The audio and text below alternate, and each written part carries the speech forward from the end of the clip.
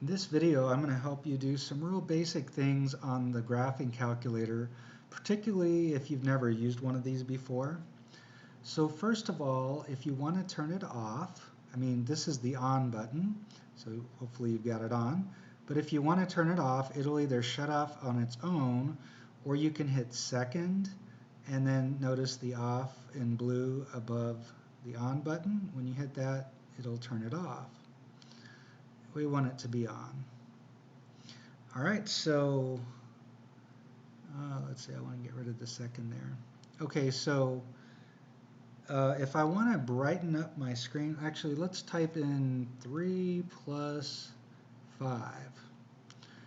If I want to brighten, or I can make my screen less bright, or I should say darker, or not as dark, you want to hit second, and then you can hit this here.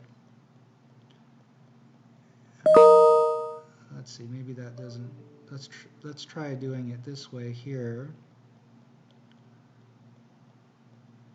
That should make it darker. Can't really tell that it is. You can see on this here, it talks about how makes it brighter or not as bright, but you have to hit second to do that. Can't really tell on my screen, but that's how you do it. All right, so the next thing I want you to do is put in, let me go ahead and clear the screen. You do that hitting this button here. So I want to put in negative 4 minus 8. So so go ahead and try that. The negative button is here. So negative 4 minus 8. And notice when you hit enter, you get negative 12. Now if you did negative 4 and you use the negative button for subtraction, notice it looks similar but not quite the same. Notice you get an error message. And I'm going to go ahead and clear. But all to say, if you get an error message, a lot of times it's that. I've done that before where I just hit the wrong button. I wasn't paying attention. All right, let's do fractions next. So there's two ways you can do this. By the way, I like to clear my screen. I don't like to get a whole bunch of stuff on it. So I'm going to do that. I want to do 5 times negative 2/7. So I'm going to put the fraction part in parentheses. Now I could have hit the times symbol and then put in the fraction without using parentheses, but I want you to see that you can use parentheses when you're multiplying two numbers. You just put the number next to the parentheses. So I want to put in negative 2/7, so I'm going to hit the negative button first, and then I need to go to the math menu, and notice where it says fraction here.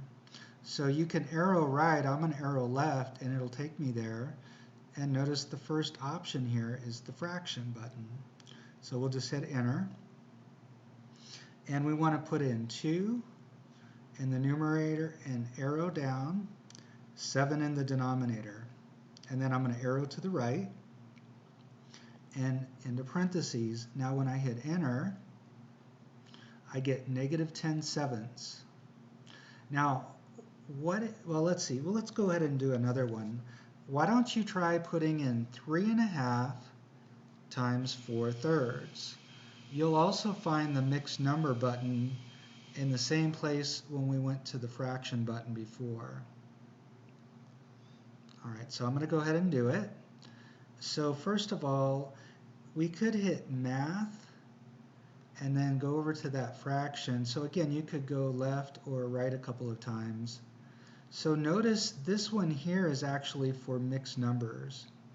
Now I'm actually going to get out of here. I'm going to do second quit, and I'm going to show you that there's a shortcut. So we want to put 3.5 into the calculator, the mixed number 3.5. So I'm going to hit alpha and then the y equals button. And notice that brings up the fraction menu. And so I want to put in a mixed number first, so I'm going to choose option 2. And so I'm going to put 3.5. And by the way, and arrow over to get to the fraction. Arrow down. and then arrow over. Now I want to multiply times 4/3.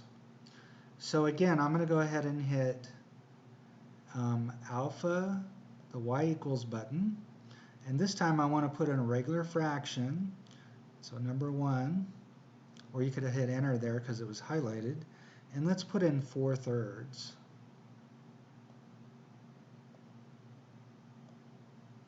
And then when you hit enter, you get 14/3. Now, what if I needed a mixed number answer for some reason? Well, in that same fraction menu, let's do second, y equals. Notice here, this takes a regular fraction and changes it to a mixed number. So we want to do option 3. It's going to take our answer and change it from a regular, it's an improper fraction, to a mixed number.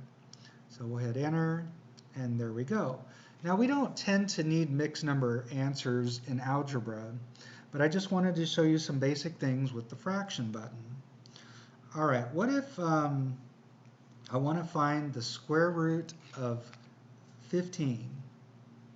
Do you know how to do that? Well, we do have x squared button here, and the square root is right above. So what you want to do is hit second and hit this button, and you'll see it's the square root of 15. So let's put in 1/5. Now if you have a TI-83, you may have to put a parenthesis in, but notice I'm taking square root of 15 here. I can arrow out if I want to, but I don't really have to. And when you hit enter, notice you get your decimal approximation. See if you can figure out where to find a cube root if you haven't already tried that. All right, so it's also in the math menu. So notice this is cubing. I want to do a cube root. So this is option 4. So cube root, let's take the cube root of 4. And you can see that is 1.587 and then some. All right, what if I want to put in a 5th root or some other higher root? You'll notice you won't see that in the menu. Let me go ahead and go into the math menu, and it's this one here if we're going to put in other roots, but it turns out you need to put in the root before you come in here. So let's do second quit, and I want to find the 5th root of 2, and so I'm going to put in 5 because I want to find a 5th root, and then math, and then we'll do option 5 of 2. And I just like to arrow out just to make it better, or it just looks nicer. And there's your answer. All right. So one of the things you have to do on the first test is evaluate a function for a given input value that doesn't have a variable in it. Now the ones with variables, you're going to have to do those by hand. But if it's a number, you can use your calculator to check yourself. So go ahead and write out the following. F of x equals negative 3x squared minus 4x. Negative 3x squared minus 4x. And I want you to find f of negative 2. So how would you do that? Well, you're going to put in negative and then 3. Now x squared, I want to put my x value in parentheses. Well, we're squaring our input, which is negative 2. And then we're squaring. And so that's how that should look. Negative 3x squared, but we're replacing x with negative 2. And then minus 4 times x, which again was negative 2. Notice it looks just like it does on paper, which is kind of nice. And when you check, or when you hit enter, you will get the correct answer. So if you find yourself making mistakes when you do this by hand, or even using your calculator the long way, I would encourage you to use your calculator to check yourself. You should be able to use order of operations well, and the more you can do in your head, you can work a lot faster, and so I recommend that. But you certainly should be able to check things on or by hand. And the last thing I want to show you, actually I'll show you a couple more things. Let's find f of negative 8. And the function is f of x equals the absolute value of x minus 4. F of x equals the absolute value of x minus 4. So how do I find f of negative 8? I need to take the absolute value of negative 8 minus 4. Do you know where to find the absolute value function? Well, you go into the math menu. That's where you find a lot of things. And we want to do absolute value. It's actually in the number, or it's under number here. So let me arrow over 1. And notice absolute value is the first option. So I'm going to go ahead and hit enter. And we're going to put in negative 8, because it was the absolute value of x minus 4. And I asked you to find f of negative 8. So it'll be negative 8 minus 4. I'm going to arrow out of there, and that should be the absolute value of negative 12, which is positive 12. All right. So I really don't want to focus on graphing right now, but I do need you to have just the basic idea of graphing as far as at least being able to put a function in. So if I want you to put y equals, well, first of all, I hit the y equals button.